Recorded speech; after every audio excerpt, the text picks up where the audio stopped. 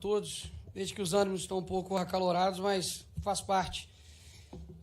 É o seguinte, algumas verdades sobre o projeto que eu acredito que precisam ser esclarecidas. Primeiro, se não fosse esse projeto, seria um projeto do governo federal, e como você sabe, eu sou opositor ao PT, e de fato o projeto viria muito pior do que está aqui, e sem as emendas que foram elencadas aqui. Quando eu pautei isso na Comissão de Educação, nós fizemos um trabalho, sim, de bastidor, para que a gente conseguisse resolver ou ao menos reduzir os danos de dois pontos, de duas realidades que existem.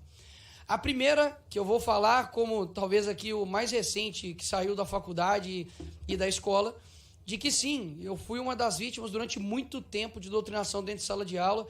Não quero aqui entrar no mérito sobre isso, mas há claramente, pelo menos comigo, não falo pelos outros, de uma diferença de tratamento sobre quem pensa diferente, principalmente com um pensamento conservador dentro de sala de aula, seja na escola, seja na faculdade. Então, eu jamais, sendo uma pessoa conservadora, uma pessoa que sofreu isso, a minha irmã também sofreu isso da mesma forma, eu iria fazer algo que prejudicasse os alunos, principalmente na defesa de que, de fato, todos os vídeos que nós temos hoje sobre relatos, tanto que seja algo extremamente ideológico ou de conteúdo sexual, como nós vimos recentemente do Ministérios Humanos apresentando para crianças um filme pornográfico, tudo isso foi através, de fato, do aparelho celular. E essa foi a minha preocupação primordial, tanto nesse projeto, e quanto uma outra realidade também, que a gente não pode fechar os olhos, que é o quanto que o celular dentro da sala de aula, de fato, retira o foco, atrapalha na cognição da criança,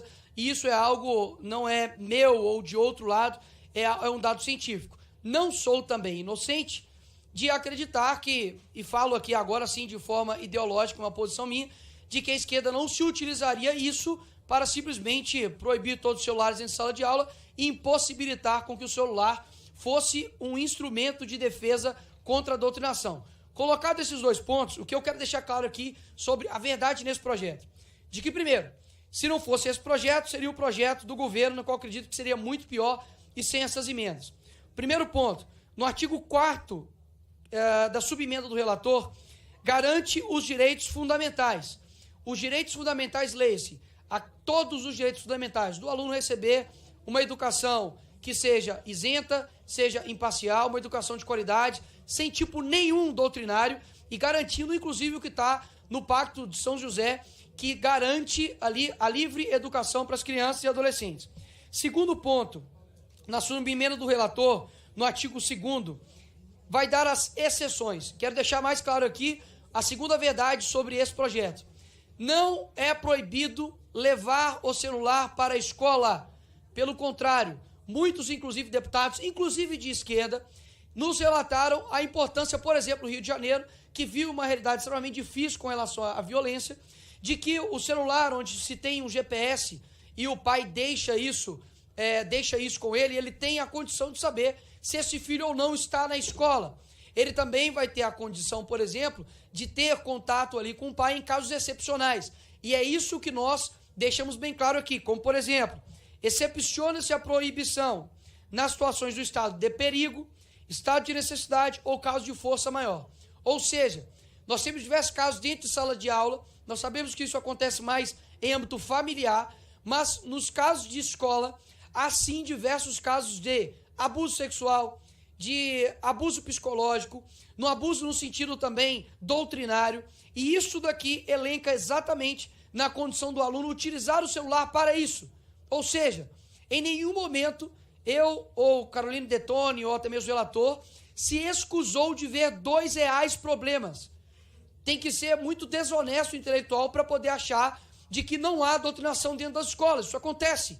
Tem tantos vídeos mostrando, por exemplo, que professores, e eu confesso que é muito menor a quantidade, de professores falando mal sobre o Lula, mas também há enormes números de vídeos de professores falando mal de Bolsonaro. Nós sabemos que isso acontece, isso atrapalha a nossa educação.